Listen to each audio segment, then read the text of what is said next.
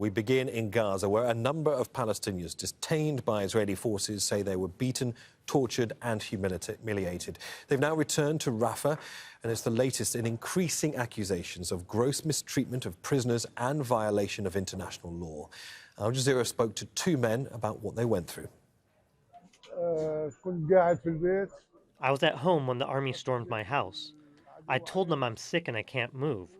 They took me out of my house and put me in an armored vehicle. I thought at the beginning they would take me to a hospital, but instead they took me to Israel. I spent 10 days in Israel, where they hit me, insulted me, and humiliated me every day. I feel pain everywhere on my body. They forced us to bend on our knees for hours. They kept asking me about the tunnels and about their captives held by Hamas. I told them I'm 70 years old and I know nothing about these matters. They hit me a lot when I couldn't find an answer to their questions. I swear to God that I didn't have a single drop of water for days. It was the worst 10 days of my life. When we got an evacuation warning, we left our place and headed towards the sea. The moment we arrived at the security checkpoint, the Israeli soldiers kidnapped us. We weren't even given a chance to ask any questions. We spent the first 3 days without food or water. We were not allowed to go to the toilets. We were beaten harshly all over the first 3 days. After that, they moved us to another place for some new methods of torture. After a 3-day starvation, they gave us a meal that's not even enough for a child. In the prison, you're allowed to sleep in the yard where the weather's very cold and where you have only a very thin mattress and very wet blanket. The Israeli soldiers didn't stop beating us, insulting us and swearing at us all the time. In the studio by Al Jazeera's senior political analyst, Marwan Bishara. Marwan, I think we need to pause and take stock of what we've just heard from Hani there, because obviously this is a conflict in which we've all seen horror upon horror. But what we've been reporting in the past 24 hours appears to be allegations of systematic torture, extrajudicial executions, about bodies wrapped in plastic, thrown in shallow graves. I mean, what does this say about the kind of war that's been waged by Israel in Gaza? I think we've arrived at the Abu Ghraib moment in Gaza, where the actual physical torture and humiliation, physical violence and so on and so forth is finally exposed. So there's revelations now, more and more of them accumulating after months of war. The Gazans, the Palestinians in Gaza, have been subjected to a number or different types of violence, right? So for a long time, it was the siege. And over the past 4 months, the siege meant starvation. It meant denial of basic human rights, especially to children and to mothers and fathers and so on. And that's a very particular, silent, implicit kind of violence. Then there was the bombing from the air, artillery, bombing from the sea. But that was the kind of bombing that you do from a distance, right? It's very, very hurtful, very destructive, very bloody, but it's from far. You're a pilot, you're manning an artillery shell or whatever. And then there is the psychological violence, right? The psychological violence, the terror, the drones, scaring people and what have you.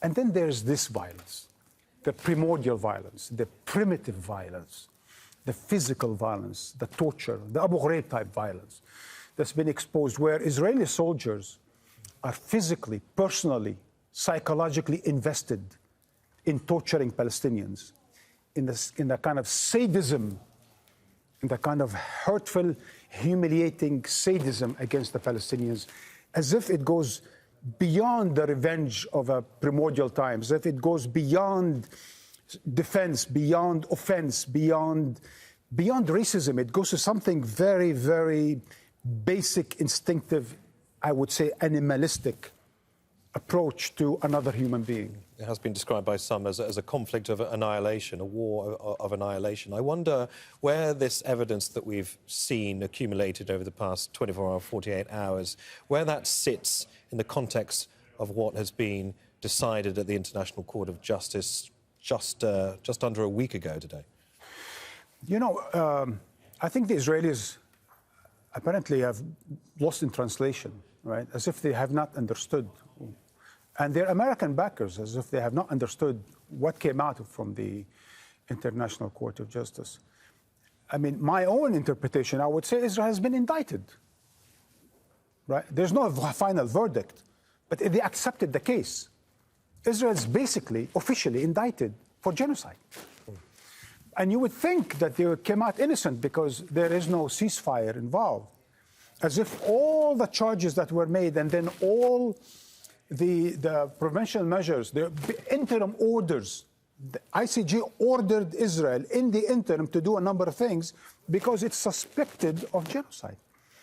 But when you look at, for example, what they're doing in the hospitals or around the hospitals or in the hospitals like in Jenin, where they disguise as doctors, where they kill people in hospitals, where they turn hospitals into battlefields or into targets, there's something about, you know, turning doctors into enemies. I mean, I think for the Palestinians, probably the saints, the present-day saints are the doctors and the nurses and the medical staff, because they're the only ones out there at the forefront trying to, you know, make the hurt go away or try to lessen the hurt of Palestinians. And as if that is angering the Israelis the most. And hence, there's the kind of criminal acts, you know, a violation of all legality and morality by using the hospitals as battlefields or by bombing the hospitals as if they are targets. They are, of course, meant to be places of healing. Marwan, stay with us, because I also want to reflect upon some diplomatic movement